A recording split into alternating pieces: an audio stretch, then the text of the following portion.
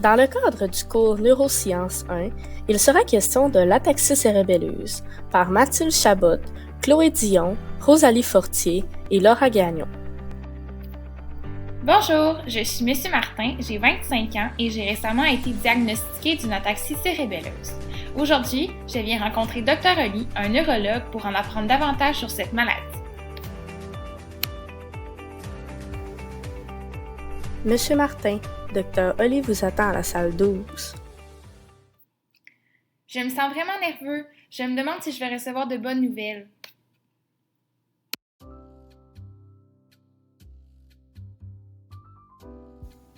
Je vois ici que vous êtes atteint d'une ataxie cérébelleuse. Aimeriez-vous que je vous informe davantage sur cette maladie? Oui, c'est la raison de ma visite. Premièrement, l'ataxie cérébelleuse peut provoquer, entre autres, des tremblements, des mouvements saccadés et des pertes d'équilibre. Il est vrai que j'ai perdu l'équilibre à quelques reprises ces dernières semaines. Pourquoi? Avant de vous en parler plus précisément, laissez-moi vous parler de votre cervelet.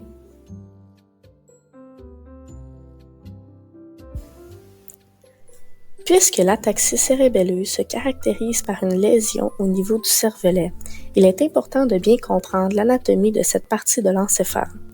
Premièrement, le cervelet se situe en postérieur du tronc cérébral et en inférieur du cerveau. Ce dernier se divise en 3 lobes, dont différentes fonctions sont associées à chacune de celles-ci.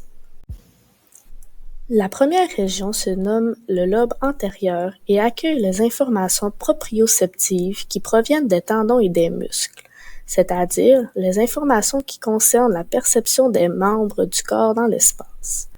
Cette fonction lui permet d'agir sur la posture, le tonus musculaire et la démarche. La deuxième région s'appelle le lobe postérieur et accueille les informations de la substance grise, ce qui lui confère une fonction au niveau de la coordination et de la planification des mouvements volontaires. Finalement, la troisième région s'appelle le lobe flocculonodulaire et contrôle le mouvement des yeux et la posture. Ainsi, on constate que de manière générale, le cervelet a un rôle dans la coordination des mouvements, dans la posture, dans l'équilibre, dans l'apprentissage moteur, etc.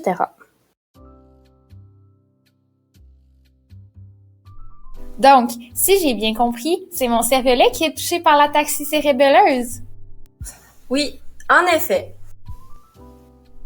L'ataxie cérébelleuse est un trouble qui atteint la coordination volontaire des mouvements et atteint également des voies proprioceptives ou cérébelleuses. L'ataxie est plus particulièrement une mauvaise fonction du cervelet. Le cervelet permet de marcher, de parler et de voir de façon instantanée. Cependant, en raison de l'ataxie cérébelleuse, ces 3 actions doivent se faire l'une après l'autre. Il existe plusieurs types d'ataxie cérébelleuse: l'ataxie génétique, congénitale ou accidentelle. L'ataxie cérébelleuse peut être due à des causes héréditaires. En effet, il existe 2 types d'ataxie héréditaires, celle dominante et celle récessive. Lorsque l'on parle d'ataxie cérébelleuse dominante, cela signifie qu'il suffit d'un seul parent avec le gène muté pour que l'enfant soit atteint de la maladie. Au contraire, pour l'ataxie cérébelleuse récessive, ce doit être les 2 parents qui détiennent le gène muté. Sur un niveau plus précis, l'ataxie cérébelleuse est causée par la mutation des gènes associés à l'expression de cette maladie. En effet, ces gènes mutés vont produire des protéines défectueuses qui diminuent l'efficacité des gènes et qui sont ainsi à l'origine de l'ataxie cérébelleuse. Outre les causes héréditaires, les causes acquises peuvent être nombreuses. Ainsi, un accident vasculaire cérébral, une tumeur, un traumatisme crânien, la sclérose en plaques, des infections et plus encore peuvent être une cause de l'ataxie cérébelleuse. Dans le futur, quelles seront les manifestations possibles de mon ataxie cérébelleuse? Les symptômes de la maladie peuvent varier d'une personne à une autre, mais il est possible que vous voyez apparaître des troubles oculomoteurs, des déficits posturaux et des difficultés locomotrices. Laissez-moi vous parler de chacun des symptômes. L'une des caractéristiques de l'ataxie cérébelleuse est un trouble de locomotricité. En effet, cette maladie provoque des tremblements et ou des mouvements saccadés de l'œil. Maintenant que vous savez que votre cervelet a un rôle prédominant dans la coordination de vos mouvements, vous êtes en mesure de comprendre que la perte d'équilibre sera l'un des premiers symptômes à faire son apparition, tel qu'il est le cas dans votre situation. Cette perte d'équilibre évoluera lentement au début de la maladie. Vous pourrez remarquer que la distance entre vos pas sera inconstante. De plus, en ce qui concerne vos membres supérieurs, ils ne seront pas coordonnés avec le reste du corps. Tous ces facteurs provoquent une démarche qui ressemble à celle d'une personne en état d'ébriété. Par ailleurs, une personne atteinte d'ataxie cérébelleuse aura des difficultés posturales. En effet, puisque son tonus musculaire est instable, sa tête sera souvent inclinée ou trop avancée par rapport à son corps.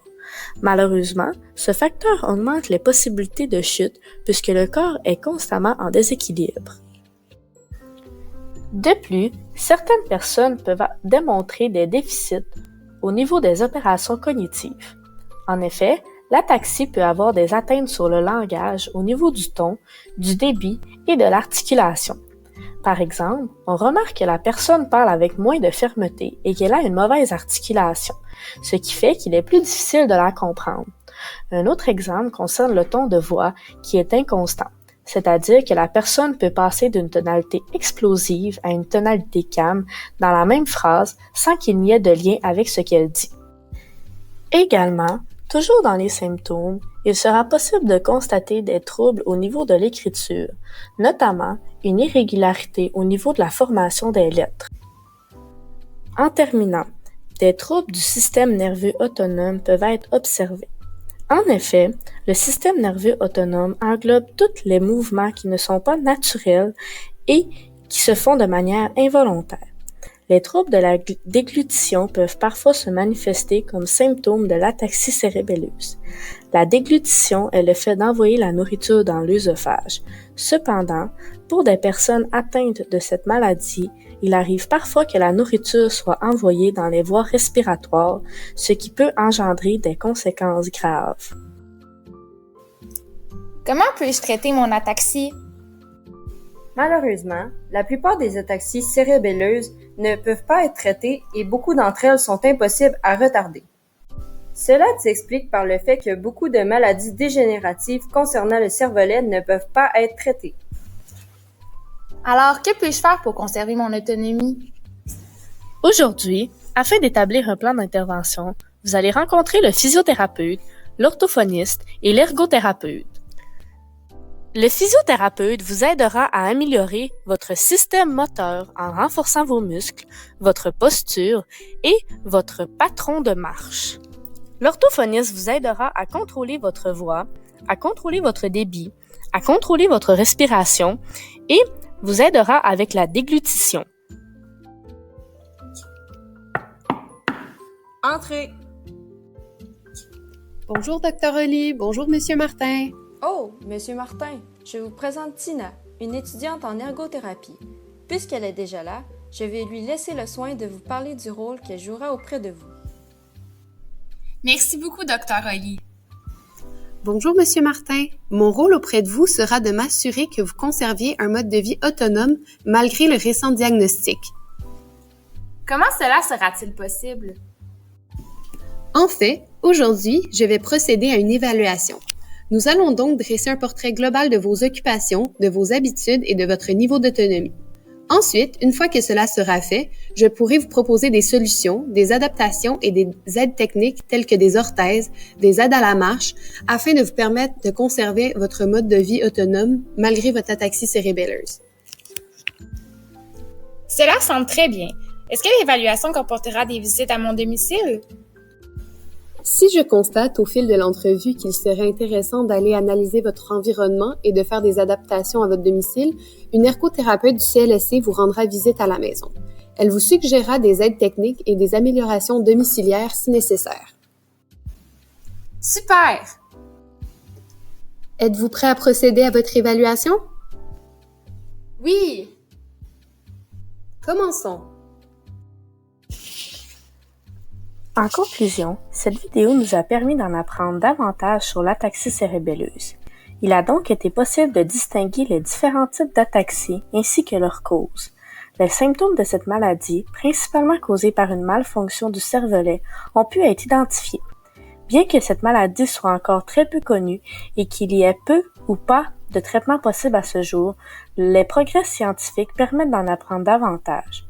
Cependant, la condition de vie d'une personne atteinte d'une ataxie cérébelleuse peut être améliorée grâce à plusieurs professionnels de la santé, comme l'ergothérapeute.